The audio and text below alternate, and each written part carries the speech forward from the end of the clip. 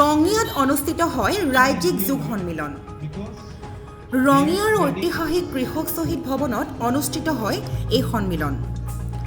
আয়োজন কৰা হয় ৰঙিয়া যোগ মহাবিদ্যালয় তথা স্বস্তি হস্পিটেলৰ সৌজন্যত। এই সন্মিলনত অসমৰ বিভিন্ন প্ৰান্তৰ যোগগুৰুসকলৰ লগতে সৰ্বসাধাৰণ ৰাইজে অংশগ্ৰহণ কৰে। সঠিক যোগাৰ দ্বাৰাই যোগাভ্যাসে শৰীৰ নিৰোগী কৰি ৰখাৰ লগতে মন মগজুকো সতেজ কৰি ৰাখে বুলি উক্ত অনুষ্ঠানত বক্তাসকলে তেওঁলোকৰ ভাষণত কয়। উক্ত অনুষ্ঠানতে কৰ্তৃপক্ষই প্ৰস্তুত কৰা এখন যোগ সুগন্ধি নামেৰে আলোচনী উন্মোচন কৰা হয়।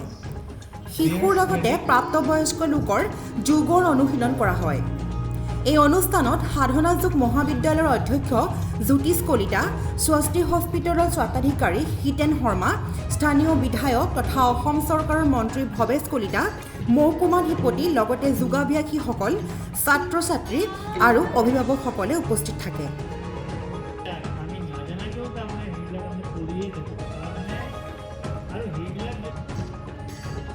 ৰঙিয়াৰ পৰা আব্দুল মুন্নাফৰ ৰিপৰ্ট, ৰেড ৰিভাৰ টাইমছ।